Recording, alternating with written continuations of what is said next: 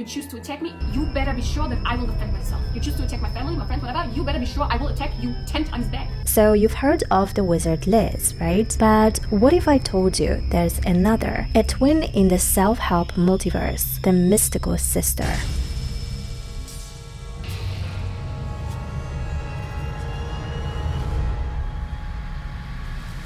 Meet Persephonesblood, aka Alessia, aka Persephonesmind on YouTube. She's part high-value woman, part philosopher, and a manifestation Reiki practitioner. With hundreds of thousands of followers, she's been teaching women to not just know their value, but to radiate it, to channel it, to turn their self-love into literal magnetic energy, using affirmations, spiritual hacks, and yes, a touch of pseudoscience that somehow just feels like it works. So buckle up, because today we're going to break down and get to the bottom of Alessia's world. Big hacks to all my lovely subscribers. We just passed 2,000 subscribers. Thank you so much. You're the heart of this channel. If you're new, I'm Dana. Tap the subscribe button, grab some snacks, and get cozy while we unpack the internet together. Alessia started posting her content approximately 2 years after WizardLiz. To be exact, around 2023. And at the very beginning, her style of videos was incredibly, almost suspiciously similar to WizardLiz herself. Your haters are secretly obsessed with you, okay? And I know that for sure. I know that for sure. Haters are my biggest fans.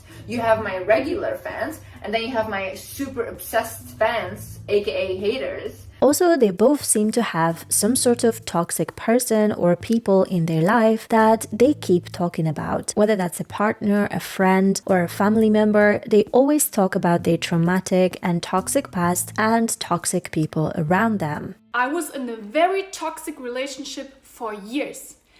Then I left this person and I realized that this was just my brain seeking out the same pattern that I have experienced when I was a child.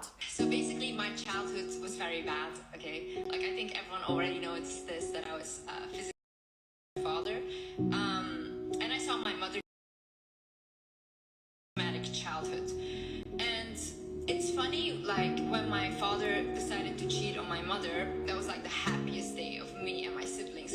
We were like that monsters leaving our house. We were so happy. I mean, apart from their message and life experiences being extremely similar, even their look at the time was incredibly similar. I mean, just look at it. That's Alessia, that's WizardLiz. Alessia, WizardLiz. You get my point. And here's something wild. WizardLiz only follows 2 people on Instagram. One is her sister, nothing unusual here, but the other person is Alessia. So it makes you question, what is their relationship and how close are they actually? When you do some digging as well, you will learn Alessia speaks German. Vermieden, Freunde zu kritisieren, weil ich unbewusst die Angst vor Konfrontation hatte. Und woher kommt die Angst vor Konfrontation? Die kommt daher, dass du Angst hast, abgelehnt zu werden. And WizardLiz grew up in Belgium, where they speak French, German, and Dutch as the official languages. Hallo lieve schat, hallo, alles goed met jou? Hoe gaat het? Apart from undeniable similarities, when it comes to their looks, languages they speak, and the message they share, another thing they have in common is their love for spirituality, and the deeper you dive into their content on the matter, the weirder and creepier it gets. There was a time when WizardLiz spoke about her friend visiting her, where she spoke about being careful who you invite into your house because some people have entities around them. And a year ago I had certain types of friends and I didn't know that these friends had like entities around them. I only found this out later. So ever since I allowed this friend of mine to come to my house, I could not sleep anymore here, like at all. I couldn't. Like at night, I would constantly get sleep paralysis. And if you don't know what sleep paralysis is, it's like when you're sleeping, but someone is holding you down. Or the time when she met a strange woman who told her she will be very successful. I had a psychic woman come up to me. It was like with my first boyfriend at the time. Honestly, my goal, I just thought the best I could do was just live off a man and just he takes care of me. I don't have to do anything, okay? That was the thing that I was like, that's what I'm gonna do. I was sitting on the street, I was very depressed, by the way. This was not, my soul knew that this was not what I wanted to do. But my mind was like, no, this is the best I can do, you know? But I was so depressed. Even in this relationship, I was so depressed. And I was like sitting outside and she came up to me and she goes like, can I say something to you? Like I'm a psychic. Oh my god, these people are crazy. Like I always had weird people come up to me or like people that wanted to read my hand. And then she came up to me and she was like, you know, what you have right now in your relationship, she was like, you don't understand how successful you're meant to be and how much bigger you are than this relationship. And Alessia had her own fair share of strange encounters. One guy was part of a church, but it was not an official church. Like, they had their own system. I don't know what it is. Up to this day, I don't really know. But this guy, he said that he had special abilities, that he could heal people, that he could like see into the future and stuff like this. So my ex was like, you have to come and see this guy with me. And at this time, I was an atheist, but I was like, okay, I would just go with him, you know? And then he came to me, this guy, and he was like, okay, is this person your God? He was naming a prophet. And at this time, I was not religious, but he was naming a prophet, and he was like, say that this prophet is your God. And I was like, I'm not saying this because I don't believe in this. And he was like, you have to say this right now, because if you're not saying this, then the devil is in you, and we have to perform on you. Also, there is something quite unsettling about the way Alessia speaks about any sort of criticism directed towards her. Sometimes it feels like she might just start performing some wild, mean-spirited voodoo on anyone who disagrees, all while keeping this perfect, sweet, I'm so nice mask on, which is a little creepy. Even when you look at the books and TED Talk recommendations, they are essentially guidebooks of manipulation techniques. Take an example, this book Alessia recommended, 48 Laws of Power. It's basically a handbook that teaches strategies for gaining, maintaining, and protecting power in social and professional situations. To give you an example, one of the laws states to court attention at all costs. Even if you need to be controversial at times, even if you need to lie at times, it doesn't matter as long as you receive the attention you require. Another one states that you should discover each person's weakness, so you should learn it, understand it, and use it to your advantage. Another one states to crush your enemy totally, as half measures only leave threats lingering, so if you have to deal with competition, you should do it decisively. I just read what the 48 Laws of Power were for the first time yesterday, and hey, what the f***? I've been hearing that book talked about and thrown around for ages. Never once did I look it up, because I don't need that, hello. But I never knew what it was. I'm thinking it's some self-empowerment, you know. I don't know what I thought it was. It's not what I saw. What is this narcissist handbook that y'all are reading? What is this how to be an evil villain, manipulative book y'all are reading and practicing on real life people? Oh my God, I literally read that. I think I got to like number 27 and I was sick to my stomach. I am furious. Alright, time to talk about the elephant in the room, pseudoscience. Sounds fancy, right? But what does it actually mean? Basically, it's when something pretends to be science, but isn't. Self-help influencers love sprinkling pseudoscience into their content because it makes their advice sound way more powerful, and it also makes people fall for it without question. To give you an example, they'll say something along the lines, your thoughts have a frequency that literally attracts things into your life. It's not scientific at all, but does it sound empowering? Absolutely. And sometimes believing it makes people act more confident, which can change real outcomes. But is it actually 100% bulletproof? I will just meditate and attract money? Nope. If you want something, you will simply need to work for it or become a sugar baby. That's also on the table. Here's another one. Subliminal affirmations. Listen to this audio and you will get prettier, smarter, or richer while you sleep. There's no proof you can literally change your DNA just by listening to audio, but some people swear it works, and that's the placebo effect. If your brain believes something helping, you can actually feel better or more confident, even if nothing physical is happening. It won't cure real problems, but for mindset shifts, placebo can be powerful, but it doesn't mean it is actually real. You will still need actual treatment if you are sick, and you will still need to do the work if you want to get smarter, wealthier, or prettier. Spiritually, when you are talking to somebody or responding to negative comments or responding to negative messages, what happens is you exchange energies.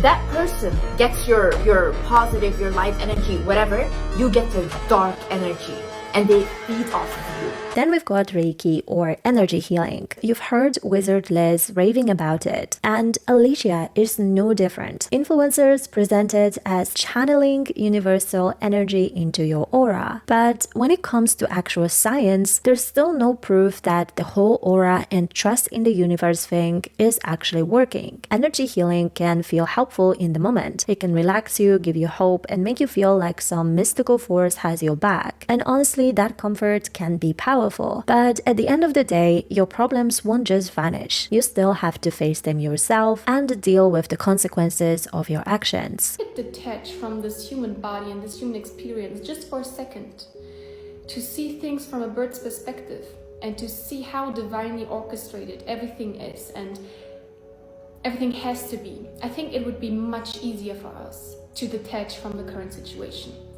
So why do people eat this stuff up? Because it sounds scientific. People hear them raving about how many books they've read, how well researched they are, how it helped them, and they start to think they must really know what they are talking about. You can also notice how they often speak about it with total confidence. What you really need to do, okay, to detach yourself from any situations or from any person is to just set a picture of the universe as your background picture. I had this hyperfixation on astronomy growing up for that exact reason, because my whole life was so dramatic and so traumatizing that I was like, you know what, I'm just going to zoom out at this point. People are desperate for a change and will try anything that promises them a glow up. And most importantly, believing that something works can sometimes actually make it work. But at the end of the day, pseudoscience is a little bit like glitter. It doesn't really do anything, but if you sprinkle a little on, suddenly everything looks a whole lot more magical. Both WizardLiz and Persephonesmind are very clear on the ideas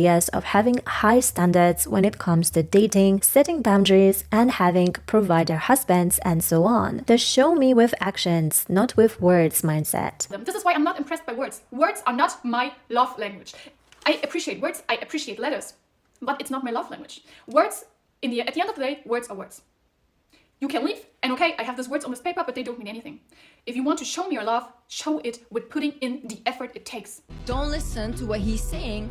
Look at what he's doing. It is the same copy-pasted advice repeated so many times that people actually started treating it as the ultimate truth and wisdom, when in reality, it's really nothing new. For years, women were taught that men must be the providers of the household. Why? Because that was traditionally acceptable. Women were expected to be soft, feminine, and gentle, creatures that men should cherish and provide for. A man in his masculine energy finds fulfillment in chasing, in competition, in knowing that all the other men are out there wanting to be with you, but he is the one who got you. He is the one who chased you. He's the one who made sure that you are his. He should prove himself in front of you before you give him anything.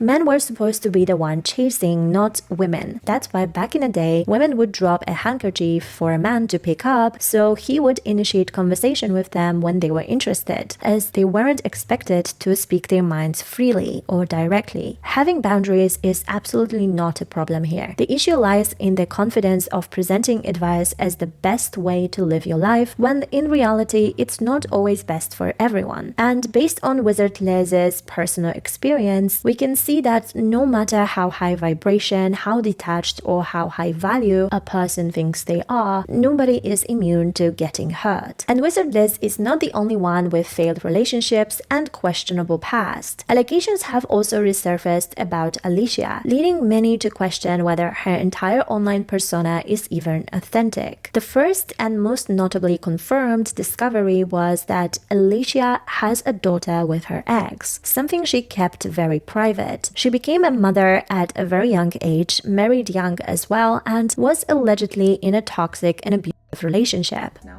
and I thought about how my life was one big trauma until I was 23, because I was born into a toxic family situation. My whole childhood was very traumatic.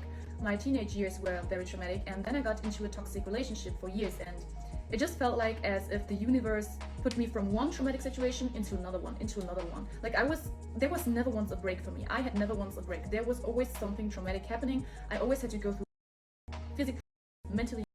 There was never a break for me. That, according to claims, is the reason she eventually left him and later reinvented herself as a self-help guru and influencer. Now, of course, it's completely understandable to want to keep your personal life private, but here's where the question starts. Alessia didn't actually keep her life private. She's spoken about her past many times, openly mentioning her ex and the abuse she experienced as a child on the hands of her parents. Yet she chose to hide the fact that she has a daughter herself, which for many feels like a very significant part of someone's life to leave out. What also raised some eyebrows is the fact that her ex has publicly stated that he is the one raising their daughter and that the child lives with him. Now, if Alessia's claims about him being a are true, it does seem unusual, even concerning, that she would leave her daughter under the supervision of someone she herself described as abusive. Whether she visits her daughter or not is unclear, but one thing is certain: the child does not live with Alessia. She lives with her father. I was the kind of person when I was a teenager, I would always plan out my years in advance, like 5-year plans.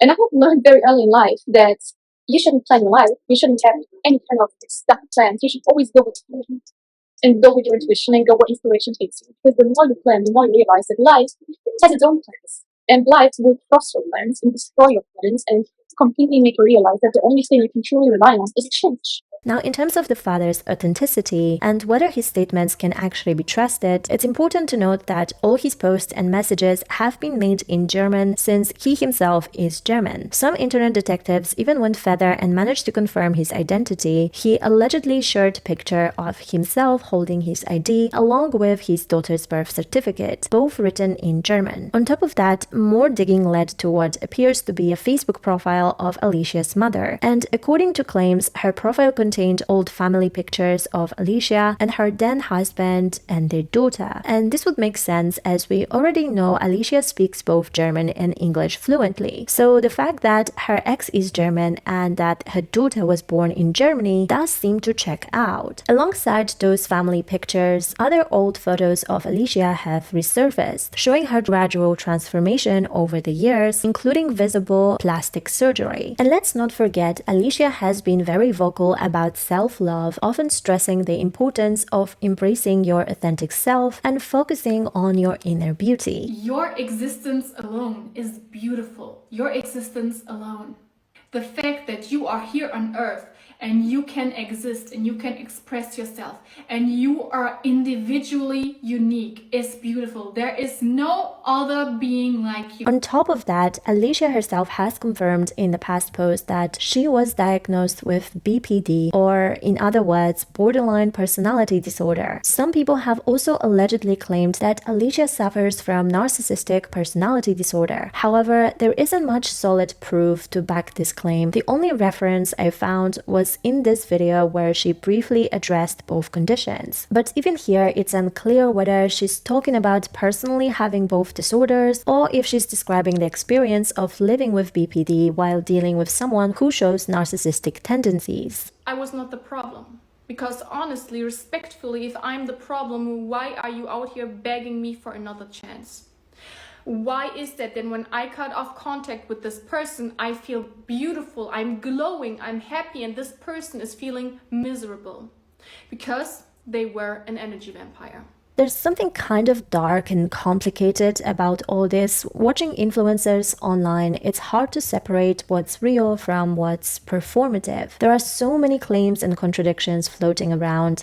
Only one thing becomes clear. Real life is rarely like the persona someone posts online. Often the content reflects their struggles just as much as it reflects their beliefs. Take Clara Dow, for example, posting about body positivity and flat chest acceptance, yet later getting surgery and talking about being tired of body positivity content. Yes, I did have a boob job. I know this might come as a shock because my whole page used to be about loving my flat chest and being confident with it. I literally built my entire career and following around that. So why did I do it? Am I crazy? Was everything a lie? Was I secretly insecure this whole time and just use body positivity as a way to make money so I could finally afford a boob job?